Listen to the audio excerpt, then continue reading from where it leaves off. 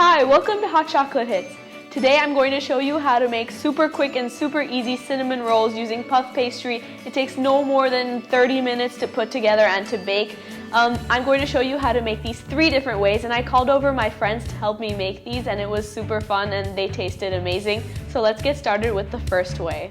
So we're going to start with the basic cinnamon roll recipe, for which you're going to combine 1 tablespoon of ground cinnamon with half a cup of brown sugar. Demerara works perfectly.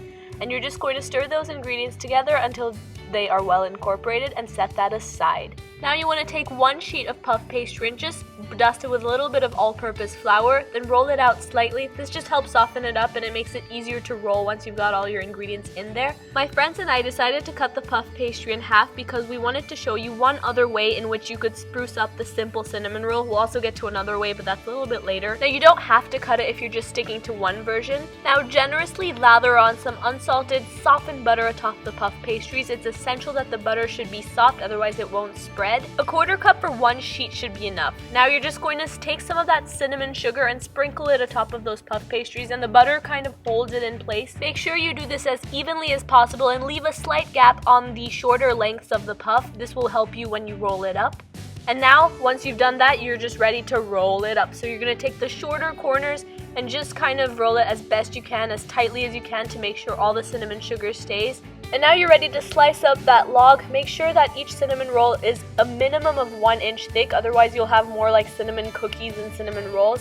And use a serrated knife because it makes it a lot easier to slice through without interfering with that swirl. Now place the pieces onto a parchment-lined cookie sheet or baking tray, and you're going to pop these into the oven, but I'll show you how to do that once we're done with making the other cinnamon rolls. So our next one is a apple cranberry cinnamon roll, which is absolutely delicious.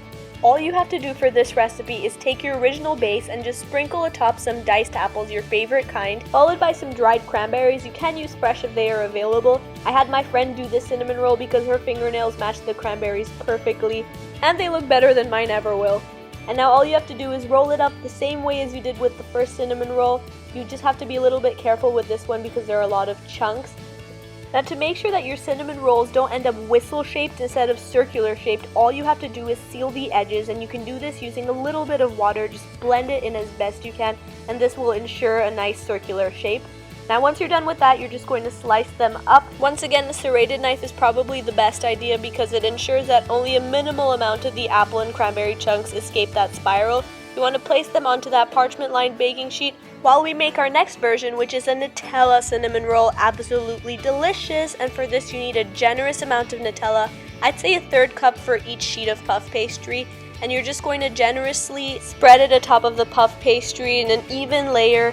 And once you're satisfied with the amount of Nutella on the puff, just take some ground cinnamon, about 1 to 2 teaspoons, and sprinkle it atop as evenly as possible, and just roll it up. Now this might seem less to you because we're actually using a 1/3 of a puff, but I'm giving you measurements for 1 whole puff. Seal the puff with a little bit of water before cutting it, and this is probably the easiest one to work with just because it only has Nutella and cinnamon as the filling. And once you're done with that, you're ready to pop it onto your baking sheet, and now we can actually pop all of these into an oven, a 200 °C or a 400 Fahrenheit oven, for about 15 to 20 minutes or until golden brown. You can't have cinnamon rolls without a glaze, so to make one, we're combining 3/4 of a cup of powdered sugar with a nice splash of milk, a couple tablespoons, followed by a couple drops of vanilla extract. Now just mix those ingredients together until they are nice and smooth, and now you're ready to drizzle them on top of those warm cinnamon rolls. The icing adds a level of gooiness that can only take these cinnamon rolls to a whole new level. They're so sticky and so flaky, it's really hard to resist them, so I suggest you dig in right away. These are great to make on Christmas morning, and I guarantee that your family and friends will love them, especially if they're nice and warm.